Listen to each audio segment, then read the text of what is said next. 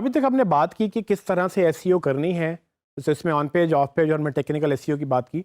लेकिन अगर आपसे कोई पूछे कि कितने पैसे लोगे मेरी वेबसाइट की एसईओ करने के, तो आप क्या जवाब देंगे? क्या आप जवाब दे भी सकते हैं उस बात का? आप नहीं दे सकते। उसकी रीज़न मैं आपको बता देता हूँ क्यों। तो बेसिकली वेबसाइट की एसईओ करने का मतलब ये है कि वेबसाइट को पहले देखना कि उसमें इश्यूज़ क्या हैं। एसईओ आप तभी करेंगे जब आपको इश्यूज़ पता होंगे। अगर आप एक नई वेबसाइट जो कि अभी बनी भी नहीं है उसकी एसईओ करना शुरू करते हैं, तो वो एक डिफरेंट उसकी जो है वो स्ट्रैटेजी बन सकती है। लेकिन अगर एक बनी हुई वेबसाइट है और आप फ्रीलांसिंग प्लेटफॉर्म पे या अपने क्लाइंट से अगर आप बात कर रहे हैं और उसकी वेबसाइट ऑलरेडी बनी हुई है और आपको वेबसाइट दिखाता है कि भाई इसकी एसईओ करनी है, तो आप कैसे स्टार्ट करेंगे?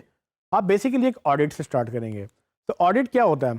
तो बेसिकली एक ऑडिट में आप क्लाइंट को बताएंगे कि किस तरह से उसकी वेबसाइट में इश्यूज़ क्या क्या हैं, इश्यूज़ आप आइडेंटिफाई करेंगे और वो इश्यूज़ मैटर क्यों करते हैं, और उसके बाद उसका सलूशन क्या है। सो ये ऑडिट जब तक आप नहीं देंगे, आपको भी नहीं पता कि इश्यूज़ क्या हैं और आप क्लाइंट को भी नहीं बता सकेंगे कि इश्यूज़ क्या हैं, और क्लाइंट को आप पैसे भी नहीं बता सकेंगे।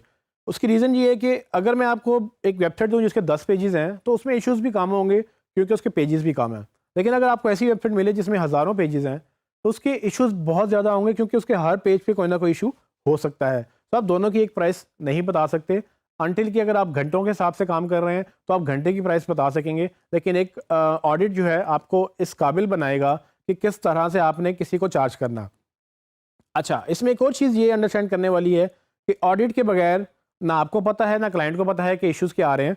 सो अगर आप ऑडिट करेंगे तो आप उससे एक तो बात करने के काबिल हो जाएंगे कि भाई आपकी वेबसाइट में इश्यूज़ क्या हैं। जब आप उसको ये बताएंगे कि आपकी वेबसाइट में इश्यूज़ हैं, इसका मतलब आपको ये भी पता है कि उसके सोल्यूशन क्या है। अगर आप क्लाइंट को इश्यूज़ के साथ सोल्यूशन भी बताएंगे तो वो कहेगा कि यार इसको पता है ये क्या कह रहा है और मैं इसी को हायर करूँगा जो कि इन इश्यूज़ को ठीक करेगा, क्योंकि ये इश्यूज़ बता भी रहा है तो इश्यूज़ ठीक भी करेगा। सो बेसिकली ऑडिट का यही मकसद होता है। अब इसमें दो चीज़ें आ जाती हैं कि ऑडिट कितना लंबा होना चाहिए और ऑडिट के पैसे होने चाहिए कि नहीं। तो अगर मैं अपनी एग्जांपल दूं तो अक्सर मैं ऑडिट फ्री कर देता हूं। मुझे अगर क्लाइंट बहुत सीरियस लग रहा हो, अगर मुझे पता हो कि ये सालों साल चल सकता है या महीनों कम से कम चलेगा, तो बात करने से आपको अंदाज़ा हो जाता है कि किस तरह का क्लाइंट है, तो आप उसके लिए थोड़ा सा एफर्ट लगा के एक अच्छा ऑडिट दे सकते हैं, डिपेंडिंग ऑन कि आपके पास टाइम है या नहीं है। तो बेसिकली 10 प्रोजेक्ट्स पे अप्लाई करने से बेहतर है कि अगर एक क्लाइंट आपके पास है उसको आप 10 मिनट एक्स्ट्रा या 1 घंटा एक्स्ट्रा लगाकर ऑडिट अगर अच्छा दे दें, तो वो 10 प्रपोजल से बेहतर है कि आप इस प्रपोजल को पहले क्लोज करें, इसको लॉक करें, इसको सेल बनाएं, ना कि आप 10 ऐसे प्रोजेक्ट पे अप्लाई करें जो शायद आपको पता है कि पता नहीं मिलने भी है कि नहीं मिलने।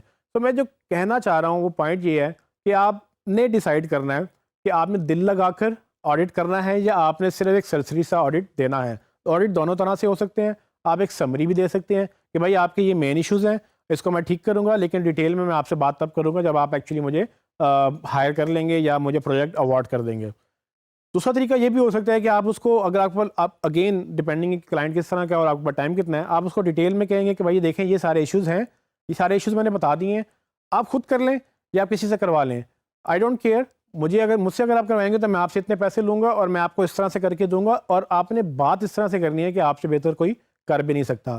तो क्लाइंट को ये बात अच्छी लगती है। अगर आप उनको 10 कहकर 20 प्रोवाइड करें, मतलब 100% की जगह आप 110% अगर आप उनको वैल्यू दें, तो वो आपसे खुश होगा।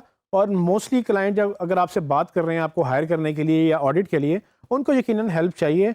वो कहें ना कहें, आपको पता हो या ना पता हो, उसने प्रोजेक्ट ही तब पोस्ट किया जब उसको कोई हेल्प चाहिए थी। दो तरह से हेल्प चाहिए होती है, या तो उसके पास टाइम नहीं है या तो उसको पता नहीं है। अगर उसके पास टाइम नहीं है तो भी आप हेल्पफुल हैं क्योंकि आपके पास टाइम है और आप उसकी हेल्प कर सकते हैं। अगर उसको पता भी नहीं है तो आप फिर भी उसकी हेल्प कर सकते हैं क्योंकि आप टेक्निकल रिसोर्स हैं और आप टेक्निकली उसको बता सकते हैं कि भाई आप जो कंटेंट क्रिएट कर रहे हैं उसका फ़ायदा नहीं हो रहा क्योंकि गूगल तक वो पहुंच नहीं रहा, या जिस तरह से गूगल को रीड करना है उस तरह से नहीं पहुंच रहा। तो ये सब चीज़ें बेसिकली एक ऑडिट से स्टार्ट होती हैं।